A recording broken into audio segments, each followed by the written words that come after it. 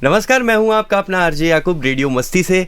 आज मेरे साथ एक ऐसे शख्स मौजूद हैं जो कि सामाजिकता के लिए प्रसिद्ध हैं। हालांकि समाज की मुख्य धारा से थोड़ा सा विपरीत होकर लेकिन समाज के लिए ही काम करते हैं। जल्दी से मैं उनको इंट्रोड्यूस करना चाहूँगा। डॉक्टर अभिषेक शर्मा जी। सर, बहुत बहुत स्वागत है आपका हमारे शो में। बहुत बहुत धन्यवाद सर। सर, डॉक्टर नाम आपका सबसे पहले आया जी, तो आप इस डॉक्टरी से इस लाइन में कैसे आए अचानक से? ये ईश्वरीय विधान है या संयोग है। मुझे ऐसा लगा कि मैं समाज की सेवा के लिए बना हूँ या समाज सेवा कर सकता हूँ। कुछ मैं आराम से प्रैक्टिस कर रहा था अपने क्लिनिक पे। मुझे लगा कि थोड़ा मुझे पावर चाहिए, तो आरएस का एग्ज़ाम दिया, उसमें सेलेक्ट हुआ और जेल सर्विसेज मुझे अलॉट हुआ। ओके। आप वर्तमान में जेल अधीक्षक हैं? जी जी। ओके, तो दोस्तों मैं आपको बता दूं, ये वर्तमान में जेल अधीक्षक हैं श्री गंगानगर में। और आपके अंडर में कितने और जेल आते हैं सर? ओपन जेल के बारे में थोड़ा सा बताएं। जी जी, मेरे अंडर में सेंट्रल जेल श्री गंगानगर के अतिरिक्त 4 सब जेल्स आती हैं। ओके। रायसिंह नगर, करणपुर, सूरतगढ़, अनूपगढ़, और इसके अलावा 4 ओपन जेल आती हैं, जिसमें 3 ओपन जेल गंगानगर में हैं। 2 गौशालाएं हैं, एक कल्याण भूमि गौशाला बस स्टैंड के पास, और एक नरसिंहपुरा बिरानी गणेशगढ़ गौशाला, एक एग्रीकल्चर फार्म पुलिस लाइन के पीछे, और एक Jaitsar agriculture farm. Okay sir, मैं अब आना चाहूँगा कि रोज़ाना जेल के ऑपरेशंस किस टाइप के होते हैं और कैसा रहता है? देखिए, जेल को कहते हैं state with in a state. Okay. ये राज्य के अंदर राज्य है, और ये ऑपरेशन स्टार्ट हो जाता है। हमारा जो daily day to day routine होता है, उसी तरीके से कैदियों का भी daily day to day routine होता है। लगभग सूर्योदय के समय जेल खुलती है। ओके। तो सूर्योदय सर्दियों में थोड़ा लेट होता है, और सूर्यास्त के समय जेल बंद होती है। तो सर्दियों में थोड़ा जल्दी बंद हो जाती है, गर्मियों में थोड़ा देर से खुलती है।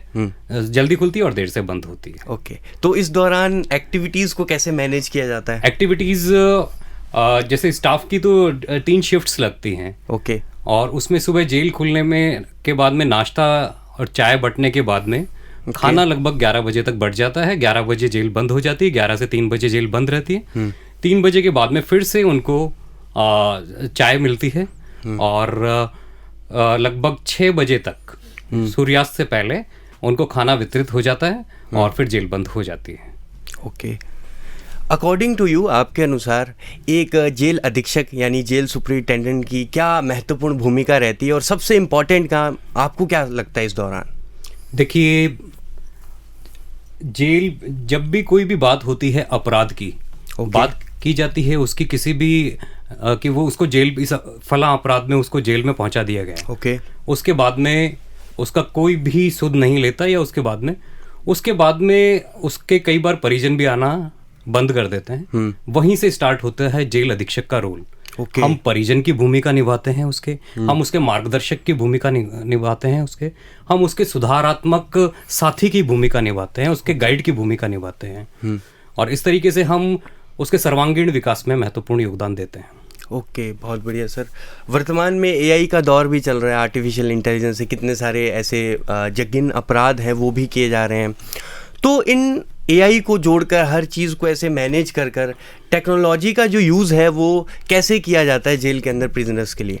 प्रिजनर्स के लिए बहुत अच्छा क्वेश्चन है सर आपका।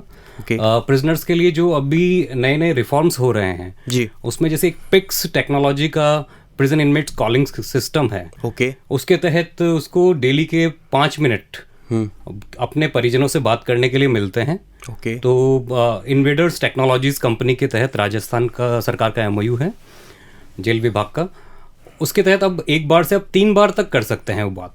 इसके अलावा अंडर ट्रायल प्रिजनर्स के लिए आधुनिक मुलाकात कक्ष है, जिसमें इंटरकॉम से वो बात करते हैं, और एक पिक्स सिस्टम के तहत ही ई प्रिजन्स के तहत ई प्रिजन के तहत उनको अपना कैंटीन का सामान और वो उसमें एनरोल करवा के वो सुविधा प्राप्त कर सकते हैं। ई प्रिजन के बारे में आपने बताया, थोड़ा सा इलेबोरेट करके बताइए किस टाइप से होता है? ई प्रिजन एक पोर्टल है बेसिकली।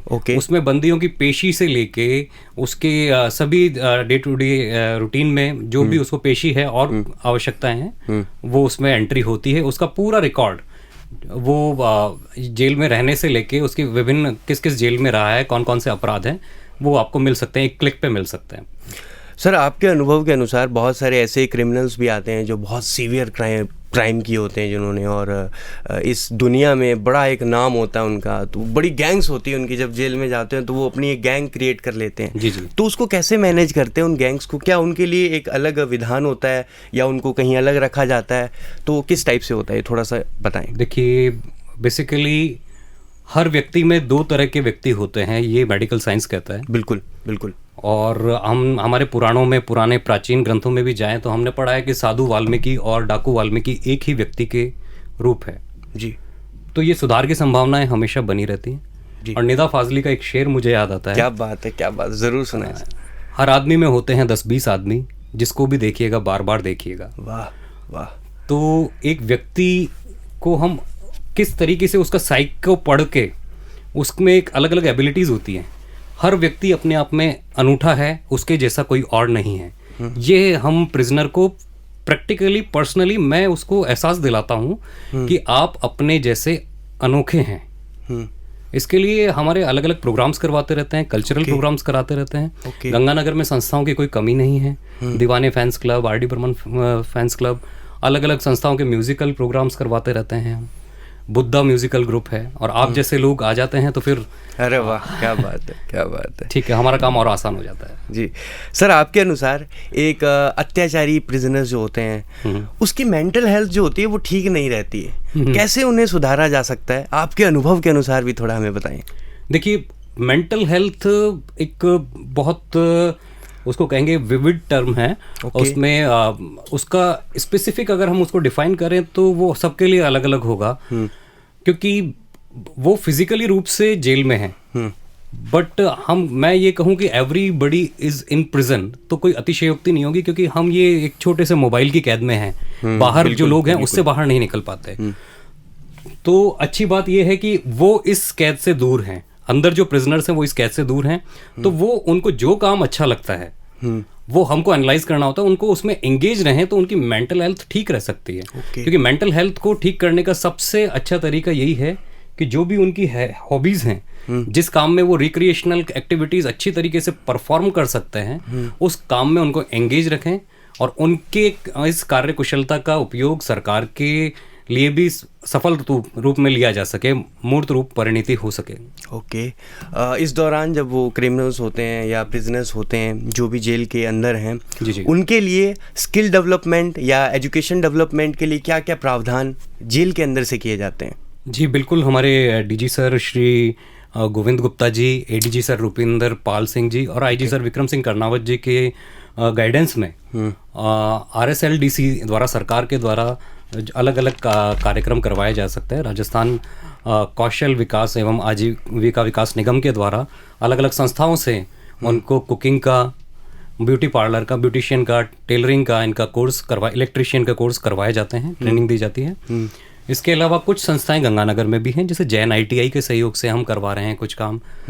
तो ये इनको ट्रेनिंग समय समय पर दी जाती है। और कई लोग म्यूज़िक में भी अच्छा म्यूज़िक इंस्ट्रूमेंटल बजाना सीखे हैं, कई आर्ट फॉर्म में सीखे हैं और कई अच्छे गायक भी निकले हैं। एक कलाकार कपिल शर्मा के शो तक गया है जो जेल से निकल के गया। क्या बात है सर। इसी दौरान मंडे परेड का एक नियम है, तो ये किस टाइप से काम करता है और क्या है ये थोड़ा बताएं हमें। Monday parade basically jail manual के अकॉर्डिंग साप्ताहिक परेड होती है जो मंडे को ली जाती है जेल अधीक्षक द्वारा। उसमें सभी स्टाफ उपस्थित रहता है और एक एक कैदी की, उनके बर्तन और उनके बिस्तर समेत उनका पूरा रिकॉर्ड चेक करते हैं। उससे पूछते हैं उसको समस्या क्या है। इस एक तरीके से ये grievance portal, grievance redressal system के रूप में काम करता है जेल के लिए, और उसकी सारी समस्याएं सुनी जाती हैं, तात्कालिक रूप से उसका निदान किया जाता है और समुचित दिशा निर्देश स्टाफ को दिए जाते हैं। इस दौरान सर हम मंडे परेड तक आ गए हैं, सुबह के खाने से लेकर मंडे परेड तक, तो आप हमें ये बताएं, क्या भारत में वर्तमान में जो प्रिजन्स हैं, जो जेल हैं, इनमें रिफॉर्म की ज़रूरत है? यदि हाँ आपके अनुसार, तो क्या क्या कानून है जिन्हें बदलकर इसे बेहतर बनाया जा सकता है? सबसे पहले जो उस पर स्टिग्मा लग जाता है, सोशल स्टिग्मा, ओके, उसको दूर करने के लिए, क्योंकि जेल में जाने के बाद व्यक्ति को समाज इतना आसानी से अपनाता नहीं है। बिल्कुल वो बिल्कुल समाज की मुख्य धारा से कट जाता है बिल्कुल। इवन मैं बात करूं, ना केवल बंदी, स्टाफ भी कई बार ये महसूस करते हैं कि उनको ये महसूस किया जाता है कि ये जेल का फेलो है, ये जेल में काम करता है, जेल का कार्मिक है, तो वो भी समाज की मुख्य धारा से कट जाता है। वो समाज में जेल किसी भी नगर, जिला, राज्य की शांति में जेल का सुचारू रूप से चले रहना बहुत ज़रूरी है, क्योंकि जो अपराध समाज में अशांति पैदा करते उनको जेल में रख के एक तरीके से हम नीलकंठ की भूमिका निभाते हैं। हम ना विष को उगल सकते हैं, ना विष को निगल सकते हैं, और हमने गले में धारण कर रखा है इस समाज की मुख्य धारा, समाज के जो कंटक हैं उनको, और समाज की शांति में मुख्य भूमिका निभाते हैं। तो जेल के रिफॉर्म की बहुत ही आवश्यकता है, और राजस्थान में ओपन जेल का कंसेप्ट इसमें बहुत महत्वपूर्ण भूमिका निभा इसके बारे में जरूर हमें बताएं कि ओपन जेल का कंसेप्ट एक्चुअल में है क्या। मैंने जैसे अभी कहा कि उन पे स्टिग्मा लग जाता है, तो समाज की मुख्य धारा में आने से पहले कट जाते हैं।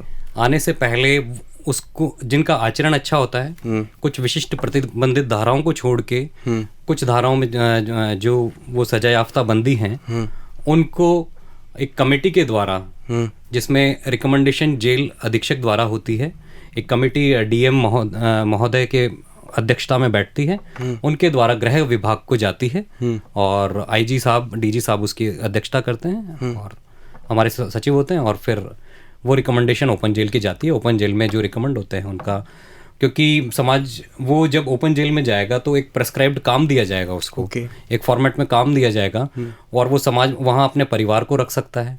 तो इससे वो समाज की मुख्य धारा में स्थापित हो जाएगा, क्योंकि वो अपने घर पे भी जाता रहेगा, तो लोगों को ये लगेगा कि भाई ये तो आता रहता है, या परिवार साथ में रहता है, तो ये जेल में नहीं है, और वो समाज की मुख्य धारा में स्थापित होकर अपराध भी छोड़ते हैं।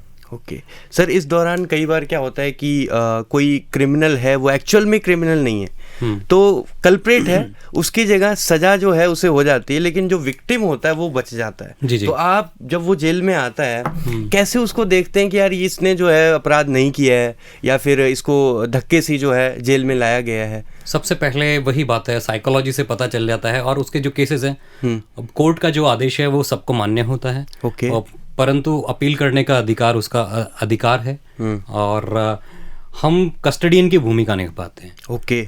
हम उसको सिंपैथाइज कर सकते हैं, उसको कि भाई आपका जो भी लीगल पॉइंट होगा, जो भी लीगल होगा, हम उचित माध्यम से जो सरकार की विधिक सेवा है वो आपको प्रोवाइड कराएंगे, निःशुल्क विधिक सेवा।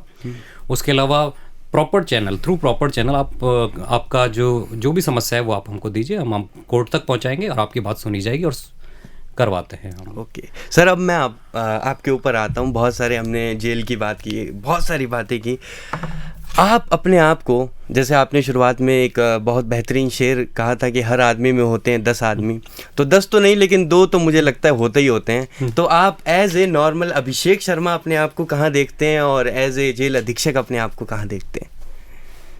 मैं एज ए जेल अधीक्षक अभिषेक शर्मा से थोड़ा सा अलग, क्योंकि मुझे उसमें कई नियमों कायदों में बंधे रहना पड़ता है। बिल्कुल, थोड़ा स्ट्रिक्ट भी होना पड़ता है, कभी कभी सॉफ्ट भी होना पड़ता है। नियमों में बंधे रहकर अपनी ड्यूटी निभाता हूँ। एज ए अभिषेक शर्मा मैं बिल्कुल एक आम इंसान हूँ, बिल्कुल जमीन से जुड़ा व्यक्तित्व हूँ, और जो कोशिश करता है कि मेरी वजह से किसी को भी दुख ना पहुँचे। बिल्कुल।